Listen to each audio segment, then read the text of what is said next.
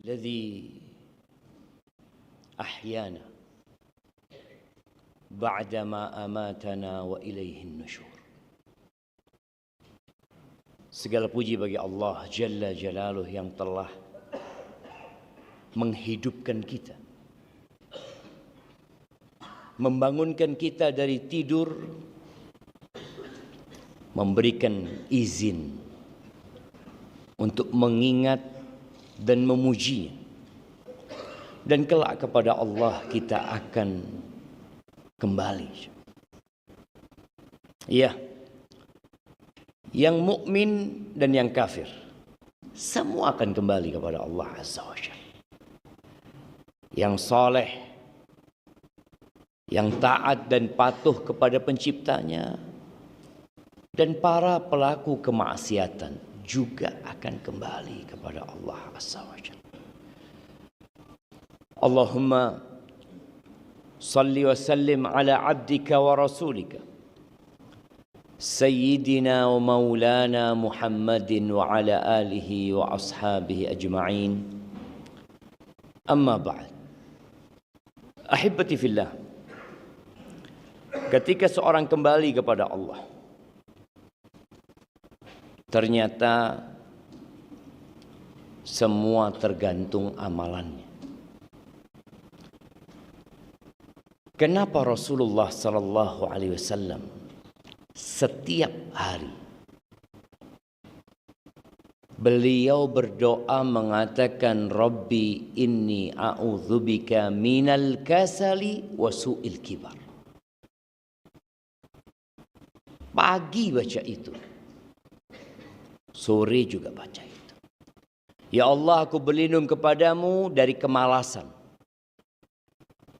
dan dari masa tua yang buruk.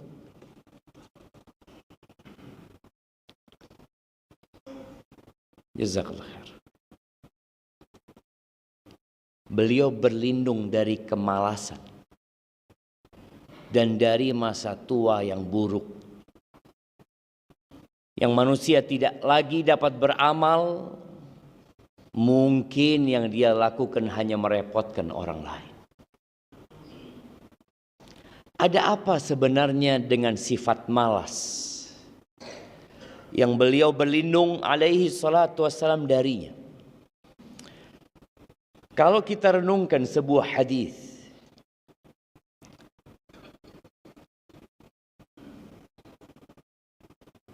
yang diriwayatkan oleh Imam Bukhari dan Muslim, bahwa kelak pada hari kiamat, sirat, jembatan, akan dibentangkan di atas neraka jahanam. Ya, dia licin, dia tipis, dia tajam. Bagaimana cara orang melewatinya? Ternyata berbeda-beda. Sama-sama orang Islam, sama-sama orang Islam. Mungkin sama-sama sholat di masjid, Nidaul Fitrah. Apa kata Nabi alaihi salatu wassalam? Yamurul mu'min alaiha. Orang yang beriman akan melewatin sirat itu katarf, seperti kedipan mata. Kalbarq, seperti kilat yang terkadang kita melihat di langit sana. Cepat cuma. Karih, ada yang seperti angin. Wa ka'ajawidil khayli warrikab. Ada yang seperti kuda-kuda yang bagus, cepat.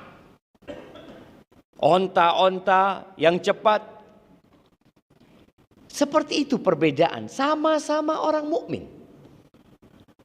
Fanajin musallam, ada yang selamat, nyampe ke surga. Wanajin makhdush, tapi ada yang selamat, tapi ternyata dia terluka-luka. Mungkin terbakar sebagian tubuhnya, tapi dia berhasil melewati sirat. Wa najin makhdush wa makdus fi nari jahannam. Yang terakhir, ada yang tersungkur di dalam neraka jahannam hatta yamurra akhirahum yushabu sahban. Yang terakhir itu seperti orang yang ditarik. Dia merangkak. Dia berjalan di atas perutnya kadangkala. Dia ingin selamat. Kok bisa ada yang seperti itu? Ternyata semuanya kembali kepada iman dan amal. Sifat malas ini memiliki peran yang sangat penting dalam melewati sirat yang berada di atas neraka jahannam. Jamaah, ada yang dengar azan langsung ke masjid. Ada yang dengar kajian langsung datang. Ada yang mendengar fadilah puasa Syawal langsung puasa Syawal. Ada yang sampai akhir Syawal belum puasa Syawal. Ada yang dengar fadilah sholat 12 rakaat selain yang wajib, dia laksanakan. Ada yang tidak.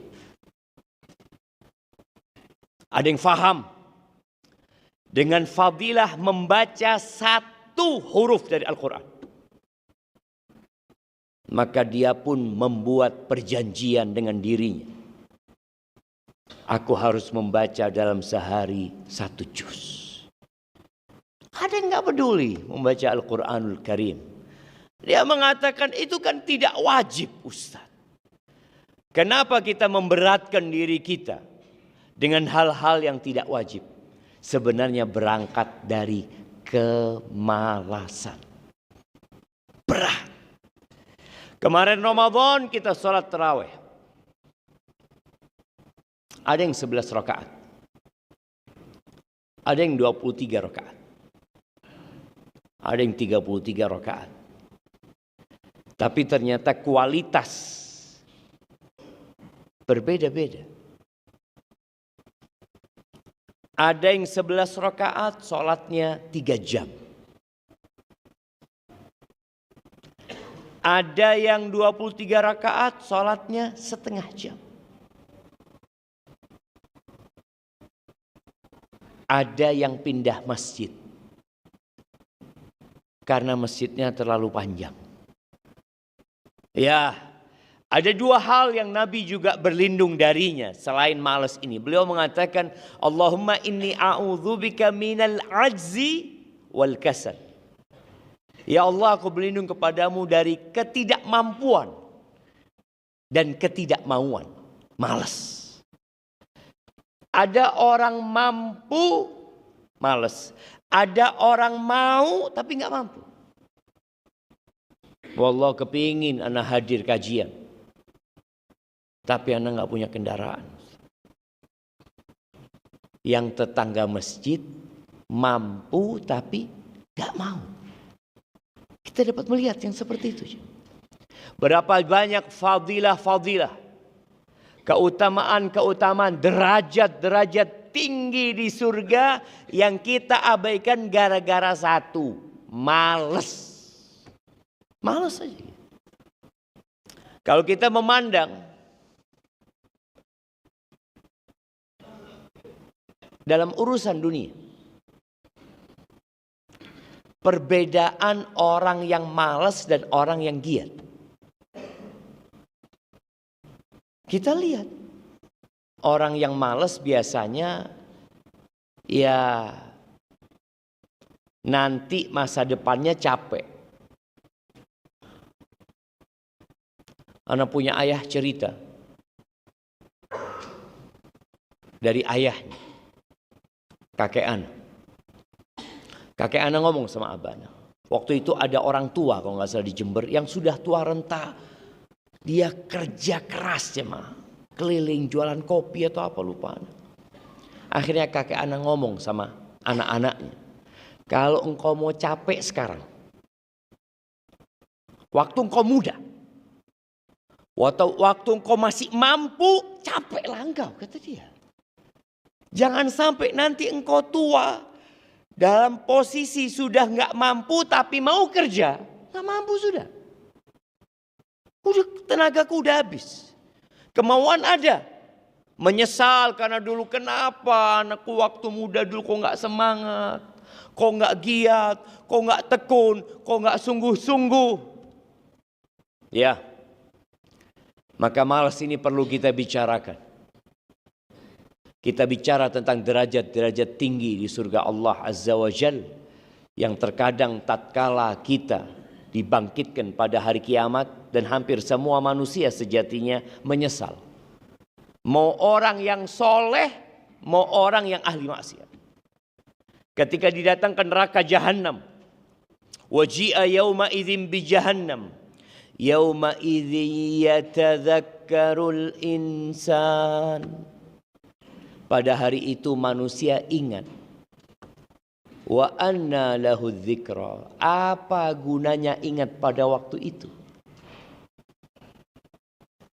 Orang yang ahli maksiat ingat, kenapa aku tidak tinggalkan maksiat waktu itu.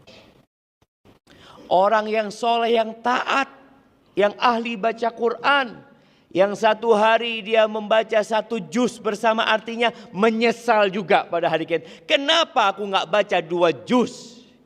Yang baca 2 juz menyesal, kenapa aku tidak baca 3 juz? Yang sholat malam 5 rakaat menyesal, kenapa kok nggak aku sholat 7 rakaat? Yang 7 rakaat menyesal, kenapa kok enggak 9 rakaat? Terus seperti itu. Wa anna lahu dzikra. Tapi apa gunanya ingat pada waktu itu?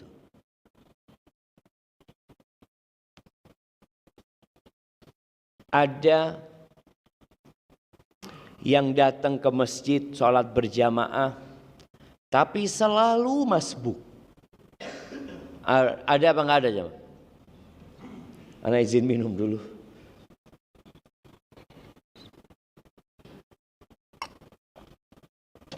Alhamdulillah. Ada, tahu, orang itu tahu. Apa yang dia katakan? Ya daripada enggak berjamaah, Ustaz. Karena alhamdulillah masih berjamaah.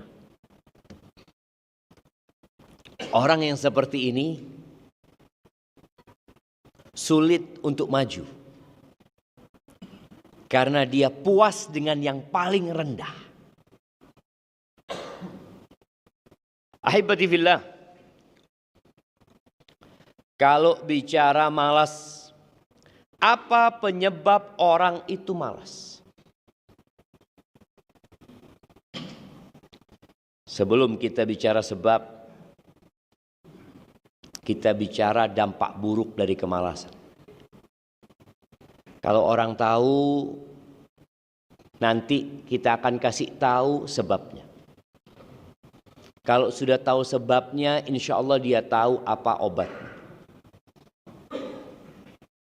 Ya, orang yang malas itu umurnya akan habis tanpa manfaat. Kesehatannya ternyata juga nggak berguna. Sehat, antum lihat ya, orang sehat, masya Allah. Kalau suruh sepedaan nih hari Ahad ini biasanya orang pada sepedaan. Nggak sepedaan, jalan kaki ya, masya Allah, semangat. Kajian nggak bisa datang. Bisa sampai ke alun-alun dia. Keliling, pulang berkeringat. Tapi ternyata masjid di sebelah rumahnya yang sedang ada kajian, dia nggak mampu datang. Itu orang malas. Kata Nabi alaihi salatu wassalam, ni'matani maghbunun fihima kathirun minan nas. Ada 2 nikmat yang banyak manusia tertipu, terpedaya karena nggak bisa dapat manfaat dari 2 nikmat ini. Seharusnya orang ketika ada nikmat, dia bergembira, dia dapat memanfaatkan. Enggak. Apa 2 nikmat itu? As-sihhatu wal faragh. Sehat dan waktu luang.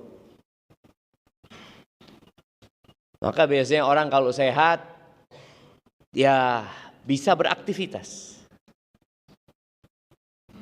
Tapi aktivitas ibadah berat. Males jadi. Waktu luang, berapa banyak waktu luang yang habis tanpa berguna. Apalagi sekarang sejak adanya handphone jemaah. Ana sendiri merasakan. Hampir tiap hari kita bertobat kepada Allah Azza wa Jalla. Kadangkala ana pegang handphone. Kalau sudah pegang handphone, nonton IG atau yang lainnya, itu berarti kita punya waktu luang. Waktu kita kosong. Kita sedang nggak ada kerjaan. Kita bisa memilih kita mau baca Quran. Kita bisa memilih kita berzikir. Kita bisa memilih kita beristighfar. Kita bisa memilih berwudu kemudian sholat. Banyak sekali kebaikan-kebaikan yang bisa kita lakukan dengan waktu luang itu. Kemudian Anda buka. Ya mungkin kajian. Mungkin hal-hal yang bermanfaat. Atau hal-hal yang lucu. Terus ya ma. Tahu-tahu setengah jam. Loh. Setengah jam. Seharusnya 1 juz Al-Quran bisa kita selesaikan. Seharusnya kalau kita istighfar mungkin sudah 200 kali kita istighfar. Tapi habis ya. Disinilah orang ketika malas dia akan kehilangan nikmat. Makanya tadi pada hari kiamat semuanya menyesal. Yang soleh pun menyesal. Kok nggak aku tambah kebaikan itu? Karena banyak manusia merasa sudah dipuas dengan yang paling minim. Umroh, punya rizki, punya kelebihan harta, punya banyak waktu luang, nggak berangkat umroh. Kenapa nggak berangkat umroh? Alhamdulillah Ustaz, ana sudah 3 kali umroh Ustaz. 3 kali. Pertama kapan? Dulu tahun 2005. Terus 2010. Terus 2007. Sekarang alhamdulillah cukup lah sudah Ustaz. Nggak boleh berlebih-lebihan. Waktu ada. Punya dia waktu luang. Harta berlimpah. Kenapa nggak berangkat? Males. Makanya tadi orang kalau sudah punya males itu nggak mau. Ya. Ada orang nggak mampu. Kenapa nggak berangkat umroh? Duit yang mana mau dibuat berangkat umroh? Ustaz? Nggak, dia nggak mampu. Tapi tadi ada orang mampu nggak mau. Itu yang pertama. Yang kedua, orang malas ini akan lalai dan akan jauh sama Allah Azza wa Jalla. Tadi ketika sedikit demi sedikit dia menjauh dari Allah Azza wa Jalla. Kita kalau dekat sama Allah, Allah dekat sama kita. Yang awalnya selalu di soft pertama. Tahu-tahu nggak lagi ke soft pertama.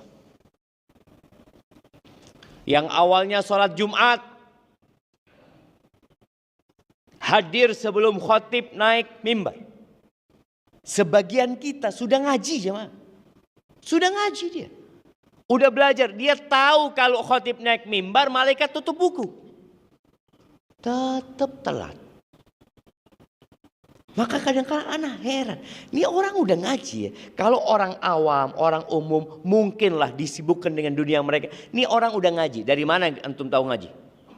Ya, lihat penampilannya Ustaz. Masya Allah. Kayak orang paling bertakwa Ustaz.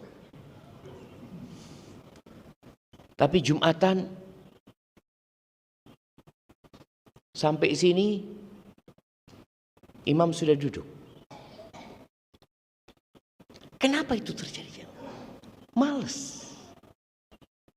Dia bisa ke masjid setengah jam sebelum khotib bisa. Cuma bentarlah pegang handphone dia. Bentar. Akhirnya telat. Tadi orang yang malas akhirnya jadi jauh sama Allah Azza wa Jalla. Yang seharusnya dia dekat.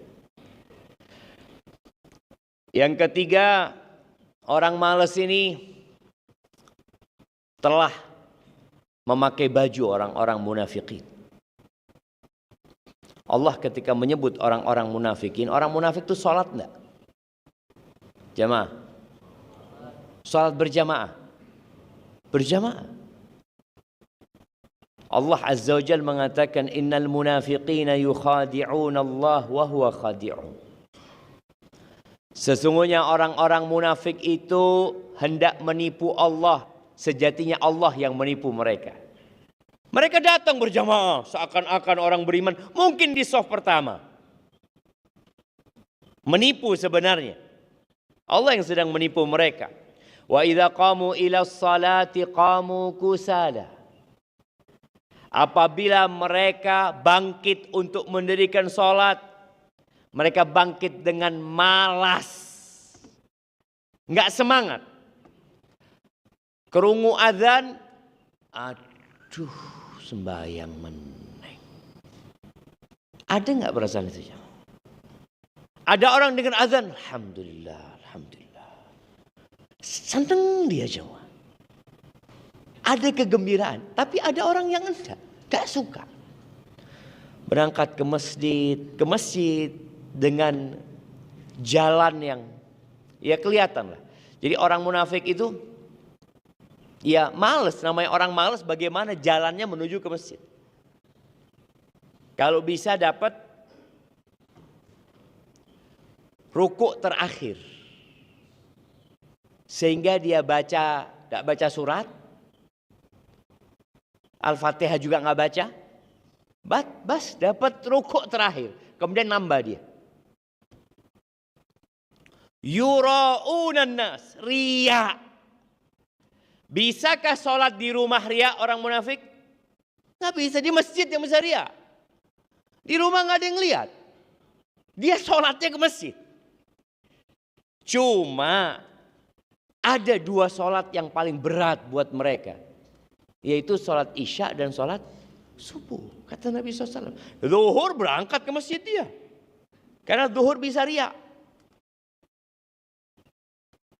Sampai ada kawan di Jakarta. Dia ngomong, Ustadz, dia kerja di lembaga pemerintahan. Antum Ustadz, kalau datang ke tempat anak, sholat zuhur full Ustadz masjidnya. Full. Tapi makan uang rakyat jalan terus Ustaz.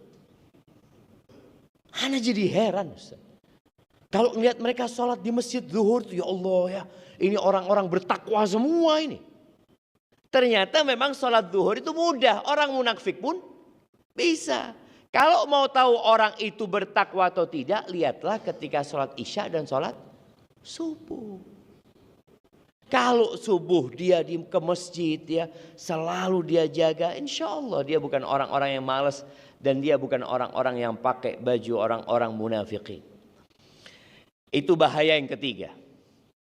Bahaya kemalasan akhirnya kita digabungkan dengan orang-orang munafikin. Yang keempat, dia dalam urusan dunia, kemalasan ini menjauhkan manusia dari kedudukan yang indah, dari jabatan yang tinggi, dimulai dari rumahnya, Antum melihat seorang suami yang malas, bagaimana jabatan dia di rumahnya? Apa jabatannya? Istrinya yang bekerja, istrinya yang menjadi tulang punggung keluarga, dia hanya bermalas ria. Bagaimana masyarakat memandangnya, bagaimana mertua memandangnya, bagaimana anak memandang bapak kayak gini. Males. Habis subuh, nelosor, turu meneng. Ada kan orang, anak melihat ibunya kerja ini, itu semuanya capek ya. Ini subhanallah. Dalam mata anak, bapak yang malas itu udah turun. Gimana dalam pandangan masyarakat? Bagaimana dalam pandangan Allah Azza wa Jalla? Ada seorang istri yang gugat cerai suaminya. Gara-gara apa? Suaminya malas.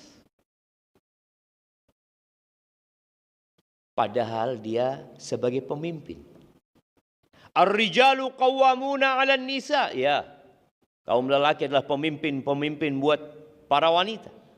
Bima faddalallahu ba'dahum 'ala ba'd. Karena Allah mengangkat derajat mereka. Wa bima anfaqu min amwalihim. Dan karena mereka memberikan nafkah kepada istri-istri mereka. Nih diangkat jadi pemimpin gak ngasih nafkah. Dia sedang menurunkan jabatannya sendiri. Ada sebagian istri yang mengeluh juga mengatakan, Ustaz, anak punya suami Ustaz. Dia ngasih nafkah. Tapi dari pemberian orang tua. Suaminya gak kerja. Jadi anak nerima dari suami itu, kok kayaknya, ya apa ya? Tak kerja, turut tok, main game. Nah, nafkah, fadhal. Perasaan istri itu, apakah istri kemudian akan berkhidmat kepada suaminya? Seharusnya tetap dia wajib berkhidmat ya. Tapi kan dia nggak nyaman. Apa dak kerja ibu-ibu. Nah, tadi orang yang malas akan kehilangan jabatan sampai di rumahnya sendiri. Dia kehilangan jabatan itu. Bahkan berapa banyak anak-anak yang akhirnya tidak bangga sama orang tuanya. Mau nyebut nama orang tuanya malas. Anak sopo? Anak sopo ya? Anak sopo? Dia sampai mau nyebut ke orang tuanya itu takut ya. Oh, bapakmu iku ya? Sing endi? Sing males ya. Malu anaknya. Subhanallah. Kemudian orang yang malas itu akan banyak kehilangan pahala sebagaimana tadi disebutkan ya. Dia akan menyesal. Ya, kalau fenomena kemalasan insya Allah kita semua merasakan. Kita bisa merasakan perubahan kita selesai Ramadan. Terus sekarang apa obat kemalasan itu? Yang pertama,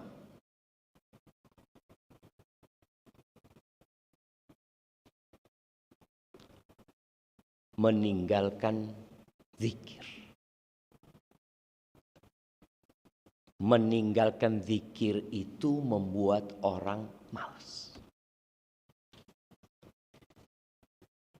Manusia itu tercipta dari dua unsur. Tanah dan ruh. Tanah ini butuh berbagai macam makanan, vitamin. Kita dapat melihat ya. Apa anak-anak yang kurang gizi namanya? Stunting. Nah, stunting. Kelihatan nggak stunting itu?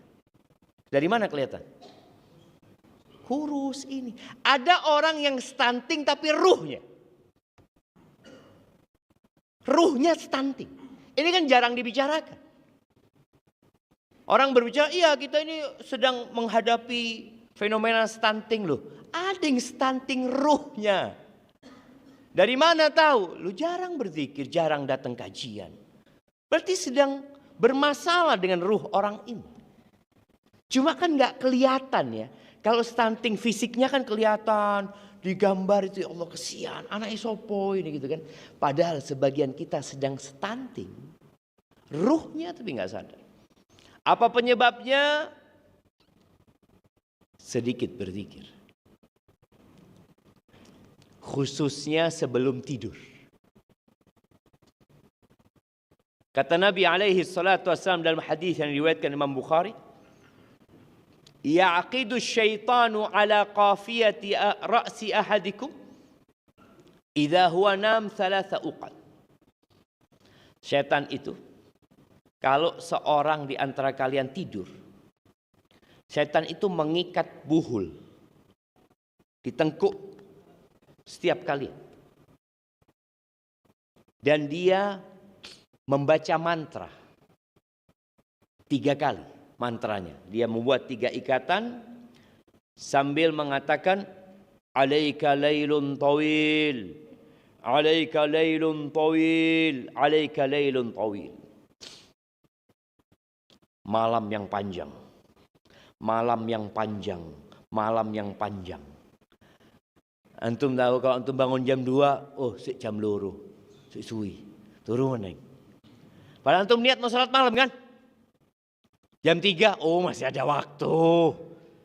Turu meneng. Tangi jam piro? Loh, wis komat. Komat sudah. Ini kata Nabi SAW. Farqud. Kata setan sudah tidur engkau. Terus disuruh tidur, bangun, suruh tidur lagi, bangun. Ketika antum bangun, kemudian antum mau tidur lagi, yang ngomong antum tidur lagi itu setan. Turu. Masa turu? Iya, sik dawa. Tenang, sik suwi. Turu nih. Nah, jamaah. Kita rasakan, anak gak ngomong antum lah. Anak sendiri merasakan. Bagaimana setan itu selalu ngomong turu. Ya kalau sama orang Arab, bahasa Arab ya, farkut ya. Lebih wong Jawa, turu wis. Tenang, sik suwi. Awakmu jam piro sih?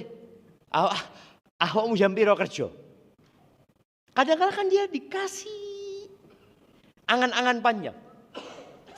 Fa inistaiqadha fadzakarallah. Kalau dia bangun kemudian mengingat Allah, berzikir, inhalat uqdah.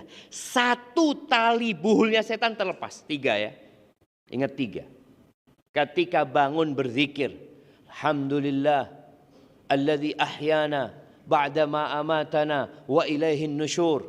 Atau dia mengatakan alhamdulillahilladzi radda ilayya ruhi wa afani fi jasadi wa adzina li bidzikri. 1 tali buhul itu terlepas. Masih sisa 2. Kadang-kala bangun lungguh.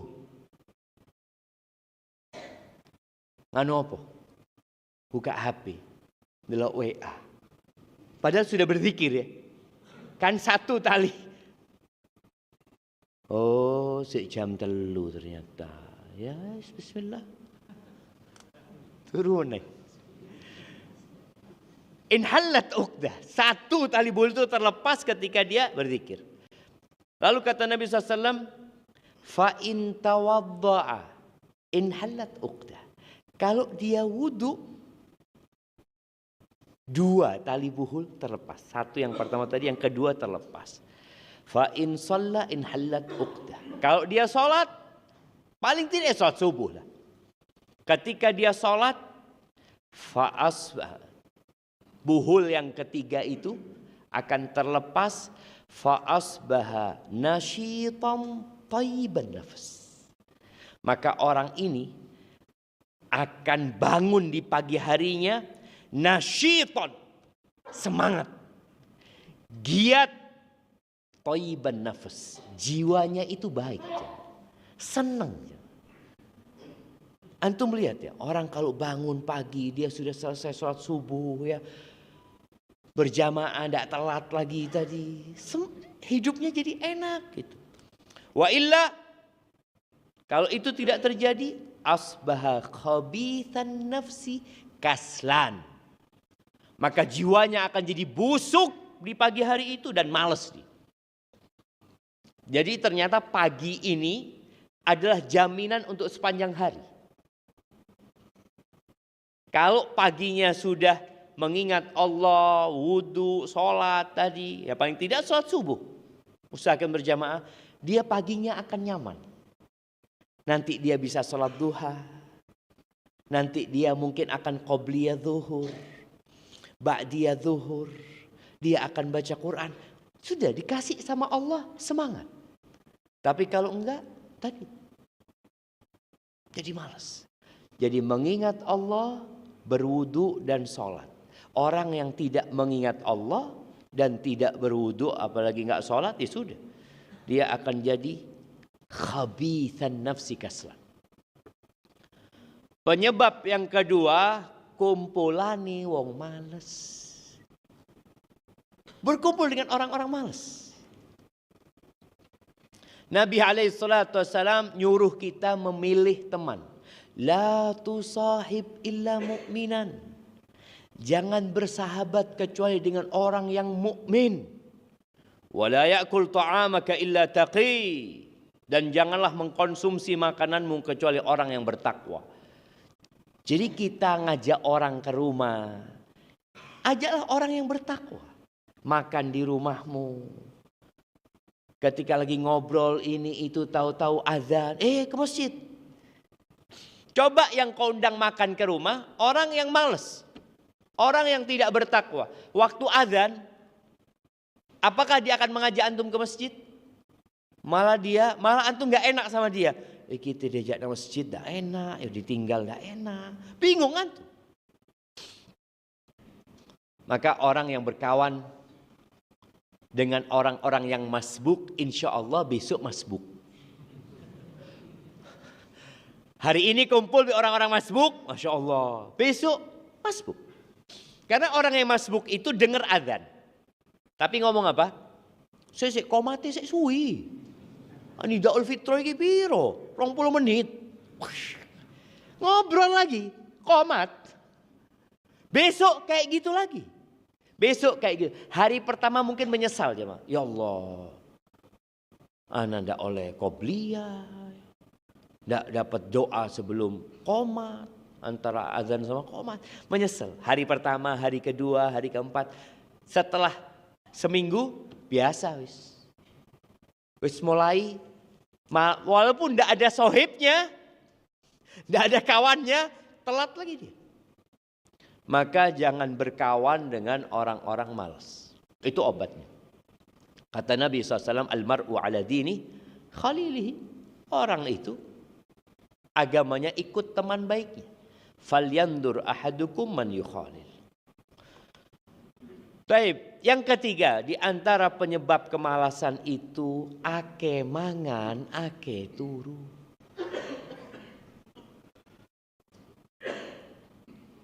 Nabi SAW nggak suka dengan sendawa.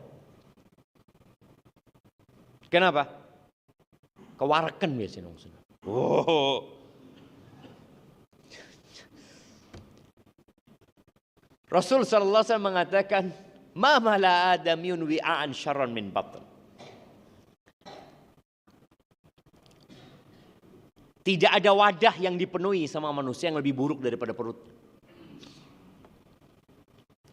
Bihasab ibni Adam luqaimat yuqimna bihasul. Cukuplah menungso iku mangan iku cukup beberapa suapan. Yang bikin punggungnya tegak. Yang bikin punggungnya tegak. Punggung tegak kayak antum nih. Antum bisa duduk kayak gini, punggungnya bisa tegak kan? Tapi ada orang yang nggak bisa tegak punggungnya. Golek tembok. Lek wis tuwek dak apa-apa jamaah. Kan ada memang. Dak iso kekerkus. Tujuan kita makan tuh supaya bisa tegak punggungnya. Artinya bisa beraktivitas tanpa bantuan. Kan ada orang yang harus pakai bantuan. Ngurung kajian, ini tidak apa-apa kalau orang-orang tua punggungnya sudah lemah. Tapi ada, arek enomi.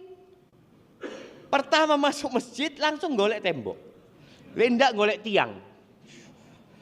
Dia mengatakan, ini tanah kekuasaanku. Wis. Karena ada apa sebenarnya? Tapi tadi kalau punggungnya memang sakit, fadhal. Nabi SAW mengatakan tadi, makan itu cukup yang membuat punggungnya tegak. Fa in kana fala budda la mahal. Kalau memang dia harus makan enak. Ada orang kan ya iso iki enak, iki pangane prasmanan. Kan kadang-kadang akhirnya orang berlebih-lebihan. Kata Nabi SAW, fa thuluthun li ta'amihi wa thuluthun li syarabihi wa thuluthun li nafasi. Kalau harus makan engkau, menikmatin banyak, gak cukup beberapa suap itu, maka sepertiga makanan, sepertiga minuman, sepertiga nafas. Ini orang kadang-kala kabeh panganan. Setelah full, sabuke dibuka untuk bikin space buat minum. Seperti itu saja. Maka banyak makan ini membuat orang itu malas. Ketika ada orang bersendawa di hadapan Nabi SAW, Nabi mengatakan apa kepada dia? Kuffa anna jusha. Tahan sendawamu ini. Fa inna atwalan nasi ju'an yaumal qiyamah atwaluhum shib'an fid dunya. Orang yang paling panjang laparnya pada hari kiamat itu yang paling banyak kenyangnya di dunia. Sebagian orang berpikir kalau makan banyak insya Allah ibadah bisa lebih banyak. Enggak, jemaah. Makanya terus terang ketika Anda merenungkan ya kehidupan para sahabat Nabi yang susah makannya mereka. Kok kuat mereka ya? Ibadah itu kuat. Puasa mereka wisol. Sebagian sahabat itu puasanya nyambung ya. Sahur sebelum subuh, buka waktu sahur. Kalau kita buka waktu sahur, aduh Ustaz, telat buka isya lemes langsung Ustaz. Wis tidak kuat apa-apa. Akhirnya dia waktu berbuka makan yang banyak. Apa dengan makan banyak kira-kira dia bisa sholat tarawih 3 jam? Tak mampu. Maka tolong makannya dikurang. Perbanyak puasa, kalau puasa genakno berbukanya. Jangan antum puasa sunnah, tapi yang bakal antum makan dari sarapan, makan siang, sore, semua antum makan lagi. Loh, kan tidak apa-apa Ustaz. Tidak apa-apa. Tapi seharusnya antum jaga. Karena banyak makan itu nggak membuat antum lebih kuat. Akan nambah malas. Banyak tidur. Apakah orang kalau banyak tidur itu jadi semangat bekerja? Tambah malas kakean turu. Sudah puasa, makannya, sahurnya banyak, bukonya banyak, turu tok. Dari habis subuh, turu. Tidurnya orang puasa ibadah. Nanti duhur bangun. Lihat, bangun duhur. Semangat enggak dia ketika bangun duhur sampai waktu maghrib? Enggak. Yang iktikaf, coba yang iktikaf jemaah. Di Nidal Fitrah ada iktikaf kemarin. Berapa orang peserta iktikaf kemarin? Berapa? 50. Sholatnya berapa juz? Sholat tarawihnya. Berapa juz? Ustaz, pirang juz? 1 juz dong. 1 juz, 2 juz berarti. Kurang dari setengah juz. Yang malam 1 juz. Bayangkan jemaah. Padahal kita makan enak. Banyak makanan. Makanya kadang-kala orang iktikaf itu bukan sholatnya yang panjang. Ngobrolnya. Habis terawih sudah nggak sampai setengah juz. Habis terawih disediakan kopi, gorengan. Ngobrolnya lebih panjang dari sholatnya. Itu ketika banyak tidur, banyak makan, bukan membuat antum semakin semangat. Maka tolong makan dan tidurnya dikurangi. Kanu qalilan minal laili ma yahja'un. Penghuni surga itu sedikit tidurnya. Ana dikasih jam yang bisa mendeteksi waktu tidurnya berapa jam, seperti itu jamaah. Kan di barat itu tidur yang baik berapa jam? 8 jam jamaah. Jadi ketika antum ngikutin mereka, apakah kemudian ibadah antum lebih semangat? Coba lihat. Sholat malam Nabi SAW itu 1 rakaat 5 juz. 1 rakaat. Kata ceritanya Hudzaifah bin Yaman. 1 rakaat baca surat Al-Baqarah, An-Nisa, Ali Imran. 1 rakaat. Kira-kira kalau imam kita baca Al-Baqarah 1 rakaat. Jangan 5 juz itu, Al-Baqarah. Tersisa makmumnya. Ditinggal ngopi mamu, jarno si mami. Astagfirullahaladzim. Kemudian yang menyebabkan kemalasan itu, Allah Tuhan tinggal 1 menit jemaah. Terlalu banyak berangan-angan. Panjang angan, saya nanti akan berubah, saya akan seperti ini, seperti itu. Tahu-tahu wis tuwek belum pernah sholat malam. Wis tuwek belum pernah menghatamkan Al-Quran. Kemudian yang kelima, ya semangat memang yang lemah. Kemudian kebodohan, orang yang nggak mau belajar. Lalu berlebih-lebihan. Berlebih-lebihan itu membuat orang malas akhirnya. Ada orang yang awal hijrah, semangat. Semua dia lakoni sampai berlebih-lebihan. Yang mubah, enggak. Yang makruh dia tinggal. Yang mubah pun dia tinggalkan. Lama-kelamaan, dia akhirnya jadi malas. Capek. Maka tolong jangan berlebih-lebihan. Dan nasihat ana, perbanyak doa. Kita ini tanpa bantuan Allah nggak akan mampu menghadapi nafsu kita. Kita butuh bantuan Allah. Maka baca doa tiap pagi dan petang. Terus, Allahumma inni a'udzubika minal kasali wa su'il kibar. Atau Allahumma inni a'udzubika minal ajzi wal kasal. Kemudian baca doa di penghujung setiap sholat. Allahumma a'inni ala dzikrika wa syukrika wa husni ibad. Terus Nabi mengatakan kepada Mu'ad alaihi salatu wassalam, "Fala tada'anna fi duburi kulli shalah." Jangan engkau tinggalkan sedikit pun di penghujung setiap sholat untuk minta tolong sama Allah. Jangan. Orang kadang-kadang merasa, aku kuat, aku semangat. Enggak, ini ulamanya sahabat. Mu'ad, ya Allah bantulah aku, tolong aku ya Allah untuk mengingatmu, untuk bersyukur kepadamu dan beribadah yang baik. Kemudian butuh perjuangan. Semangat. Capek iya. Capek sekarang, insya Allah nanti bersenang-senang. Berakit-rakit ke hulu, berenang-renang ke tepian, bersakit-sakit dahulu, bersenang-senang kemudian. Seperti itu. Semua orang berakal itu bersepakat bahwa kenikmatan tidak dapat diraih dengan kenikmatan. Barang siapa yang memilih santai, malas-malesan, dia akan kehilangan waktu santai dan kesenangan yang sebenarnya. Aku lu qauli hadza, Masya Allah, ini ada pertanyaan. Baik. Afwan Ustaz, ada titipan pertanyaan dari seorang ikhwan. Mudah-mudahan beliau hadir. Singkat cerita, istri beliau meninggal dan punya anak banyak. Beliau sedang bimbang dengan dua calon di depannya. Sama-sama janda. Bisa dibungkus dua-duanya kan jamaah? Ada izin minum dulu jamaah. Bismillah. Kenapa harus galau gitu loh jamaah? Yang satu usia di atasnya 3 tahun. Agamanya terlihat bagus. Terlihat bagus. Namun dari bahasa wajah terlihat seperti orang yang judes. Sedang yang satu lagi usia di bawahnya, namun dia belum kenal sunnah.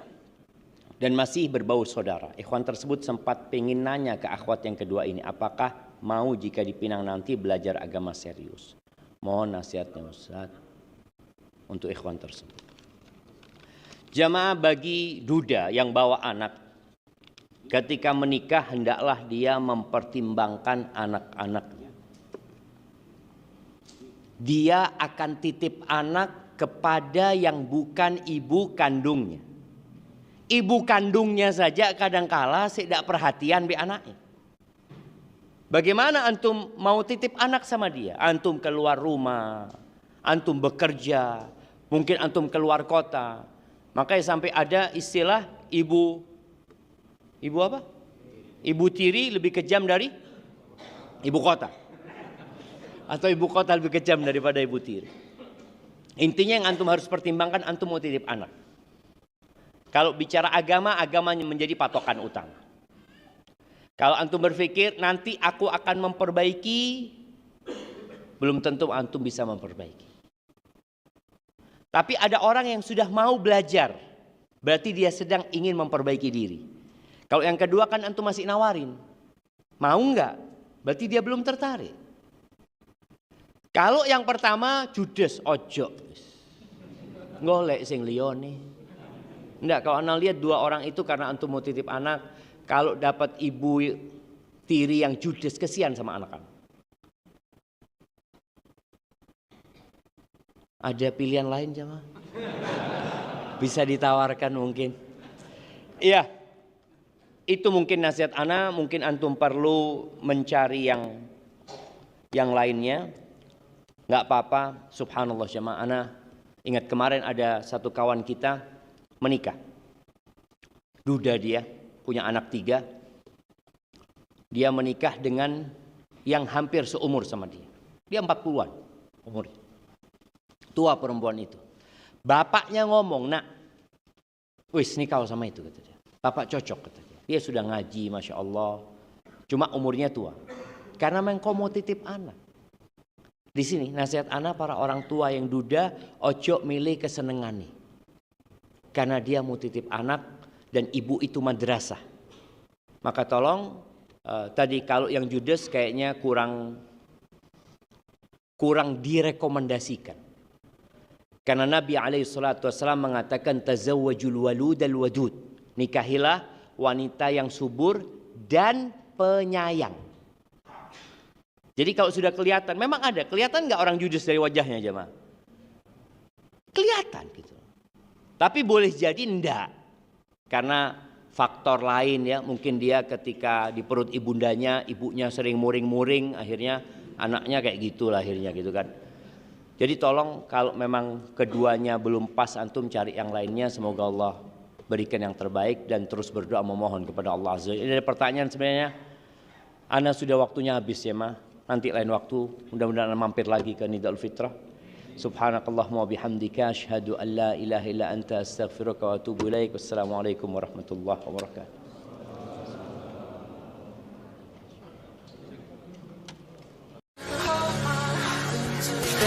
Blood and HD.